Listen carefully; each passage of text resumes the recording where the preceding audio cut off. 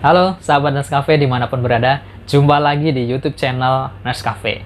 Nah, pada kesempatan hari ini saya akan membahas, sudah kita rilis ya video yang akan membahas tanda gejala stroke. Nah, pada kesempatan hari ini saya akan mencoba memberikan berbagi tentang tanda gejala stroke yang mudah diingat, baik itu untuk masyarakat awam ataupun untuk tenaga kesehatan. Karena sampai saat ini memang masih banyak masyarakat yang belum mengetahui tanda gejala stroke. Yang harus diketahui yang pertama adalah stroke itu terjadi secara tiba-tiba, mendadak. Jadi tidak ada stroke yang kalau orang mau demam atau batuk pilek kan gerges-gerges dulu apa. Nggak ada. Kalau stroke itu tiba-tiba. Sama kayak orang serangan jantung. Jadi tiba-tiba. Itu yang harus dipegang pertama. Nah, tiba-tibanya itu munculnya apa aja? Nah, ada beberapa literasi kalau yang di Indonesia yang dikeluarkan oleh Kemenkes itu jembatan keledainya yaitu supaya mudah diingat itu adalah segera ke RS. Jadi singkatan itu. Nah, nanti apa itu maksudnya akan coba saya bahas. Nah, ada juga kalau yang di internasional yaitu dulu FAST. FAST aja, sekarang ada tambahan yaitu BFAST. Nah, tapi di sini saya akan membahas yang segera ke RS. Nah, maksudnya apa sih kok singkatan jembatan keledainya segera ke RS?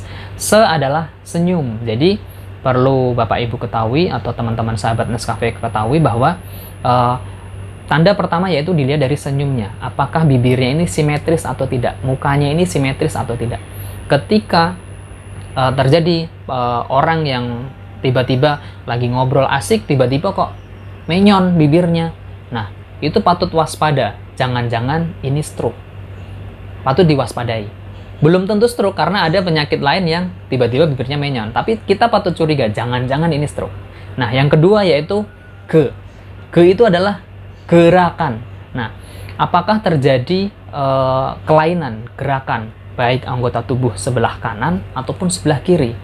Kelainan gerakan ini juga macam-macam, entah dia nggak bisa gerak sama sekali atau bisa gerak tapi tidak terkontrol, atau tangannya ya lemes atau kakinya, tangan sama kaki.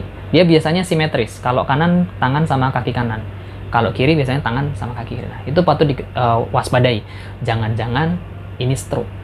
Nah, yang ketiga yaitu ra. Ra itu adalah bicara.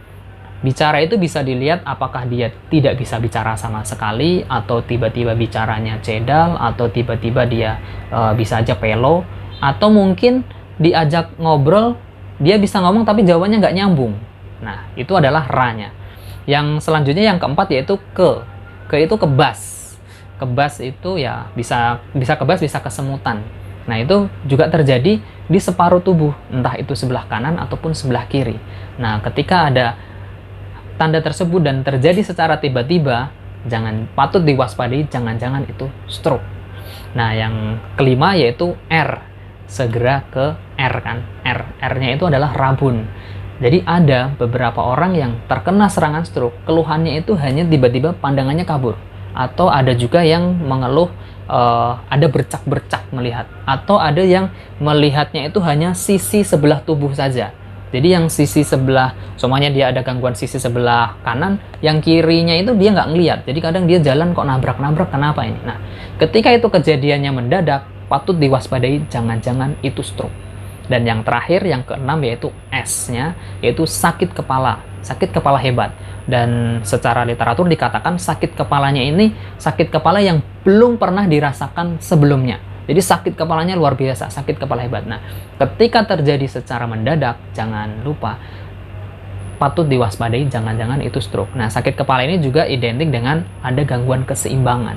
Nah, kekuatan tangan otot baik, tapi ketika diajak jalan atau itu sempoyongan. Bisa juga gangguan keseimbangan itu adalah vertigo. Bisa juga vertigo itu salah satu tanda gejala stroke, tapi belum tentu vertigo itu stroke, tapi itu menjadi salah satu tanda gejala. Nah, sekali lagi saya ulang yaitu segera ke RS. Nah, 6 singkatan tadi atau jembatan keledai yang dibikin oleh Kementerian Kesehatan tadi adalah supaya memudahkan masyarakat ataupun tenaga kesehatan di luar di Indonesia ini untuk mengetahuinya. Jadi ketika ada orang yang mengalami 6 gejala tersebut dan terjadi secara mendadak, patut diwaspadai, jangan-jangan itu stroke.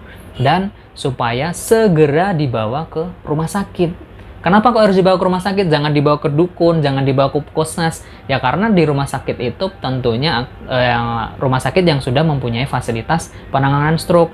Jadi kalau membawa pasien segera ke RS, segera dibawa ke RS itu kalau bisa Bapak Ibu semuanya itu sudah mengetahui rumah sakit mana yang sekiranya bisa menangani pasien stroke dengan baik. Saat ini di Indonesia sudah banyak, apalagi di DKI Jakarta tentu sudah banyak sekali. Nah, mungkin itu Bapak Ibu, teman-teman Nurse Cafe, sahabat Nurse Cafe dimanapun berada. Jadi yang apa saya sampaikan ini semoga bermanfaat, dan semoga ketika teman-teman menemukan apa yang tadi, segera ke RS itu bisa melakukan pertolongan, yaitu segera dibawa ke rumah sakit. Tidak perlu dilakukan apa-apa, segera dibawa ke rumah sakit supaya untuk ditentukan bahwa ini stroke atau bukan. Kalau stroke supaya bisa mendapatkan penanganan dengan cepat dan tepat sehingga menurunkan angka kematian dan menurunkan angka disability-nya, angka disabilitasnya atau angka kecacatannya. Mungkin itu dari apa yang bisa saya sampaikan. Semoga sharing pada hari ini bisa memberikan manfaat, dan jangan lupa tetap jaga protokol kesehatan di masa pandemi ini. Salam sehat, salam tangguh, salam perawat. Wassalamualaikum warahmatullahi wabarakatuh. Halo sahabat channel Nurse Cafe, jangan lupa dukung kami dengan cara Like, komen, share, subscribe. Terima kasih.